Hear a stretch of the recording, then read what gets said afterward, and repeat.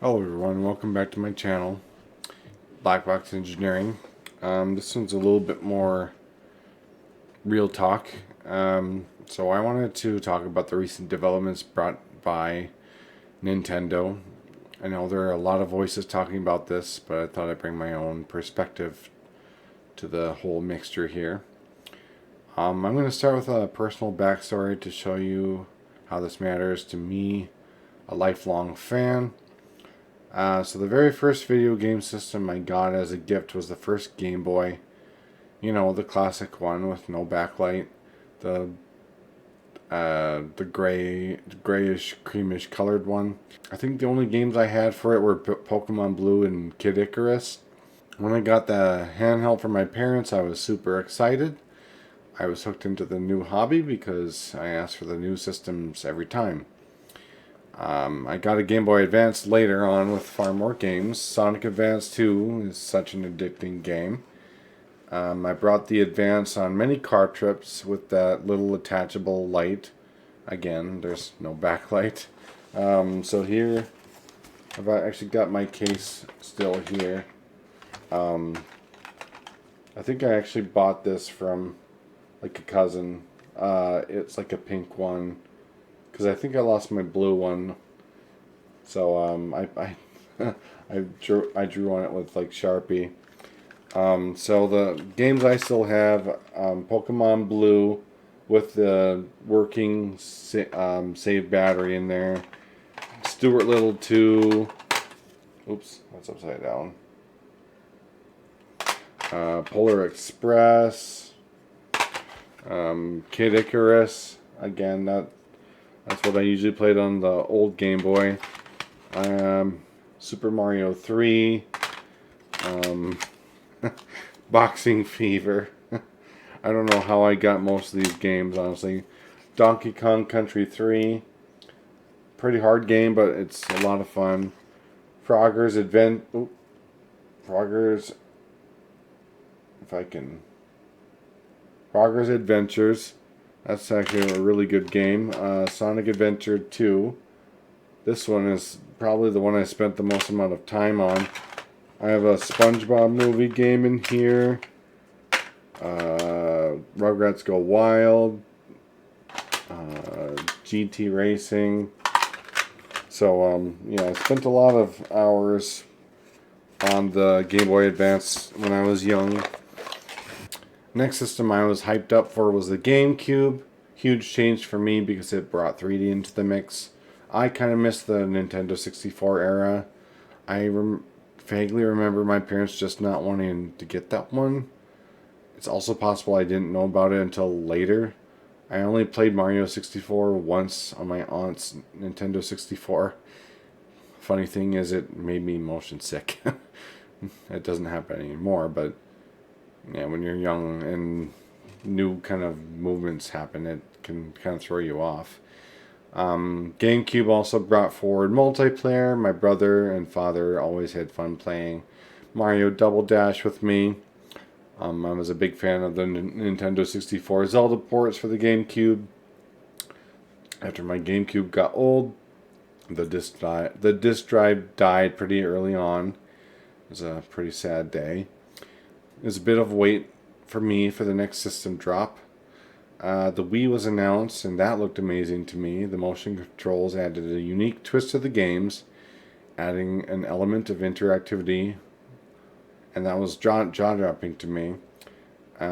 This time I had to save money for it. I even entered a drawing contest that my dad's company had, which provided a cash prize. I put so much effort into it, I ended up winning with my submission, and I bought the Wii with my own money. It was a neat thing to earn enough to purchase my own system for once. I think my biggest investment in that that system was Boom Blocks and Boom Blocks 2. Some pretty fun interactive building and teardown game with cool physics. Mario Party was super fun with my friends and family. I got a Wii U later, but we all know that was kind of a flop. Suffice to say, I've been a pretty avid Nintendo fan my whole life. I now own 2 Switches. I bought another one so I could try encouraging my wife to play with me and pick up the hobby. I probably spent the most time playing games on the Switch to date.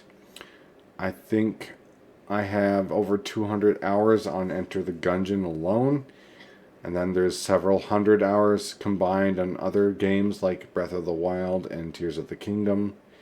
No, I haven't always been tied to Nintendo, but it is pretty near to me, as there is a lot of nostalgia and good memories I've had with pretty relatively low costing systems. I've been pretty hyped for an improved version of the Switch for a long time now, but I'm afraid I can't continue investing money into this. It's actually quite insulting to find out how expensive the games are, and a move to weird DRM practices I've been hearing about. The Nintendo key card doesn't bode well for me. I don't think Nintendo really has much excuse to do this. I think inflation is a very poor argument.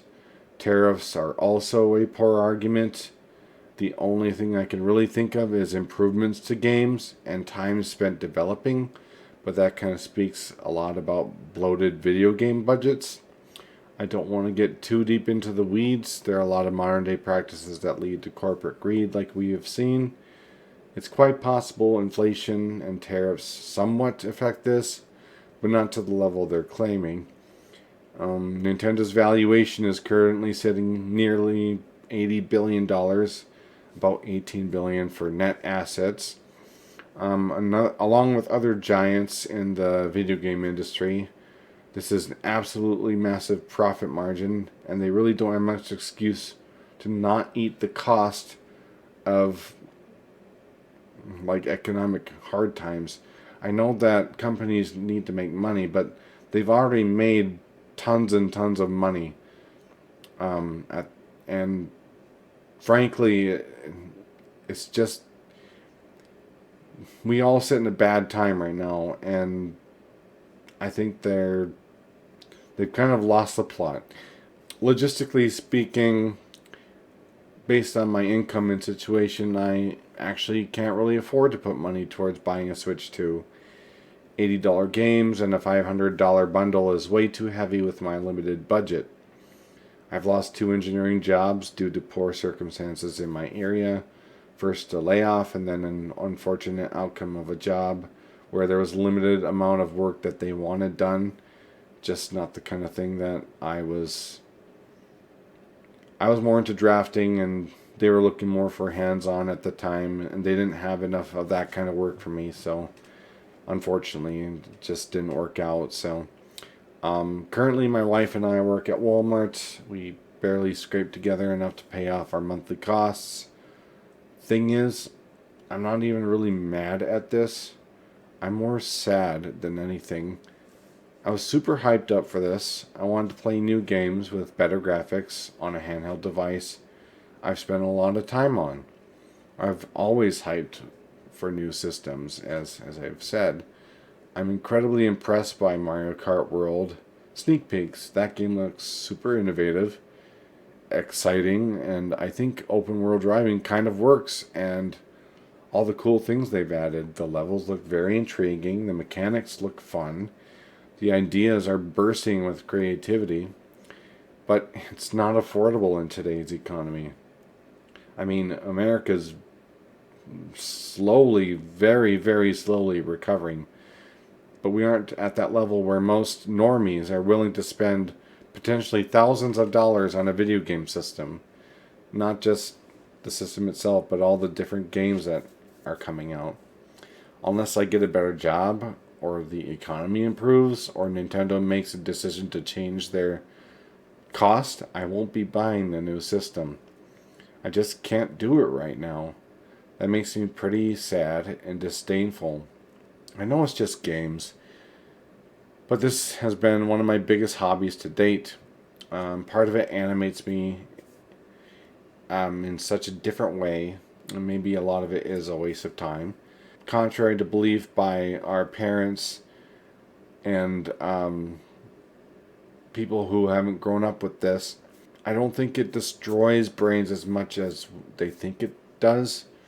There's a lot of coordination in some video games, even some high critical thinking skills. I'm sure it even inspires a lot of people to be creative and create their own games. Please vote with your wallet. I know I'm a very small voice in the wilderness right now, but I can't just sit and be silent or be part of the rabid fan group that will just buy whatever game system comes out. I don't have that luxury right now. I hope that you're all doing well.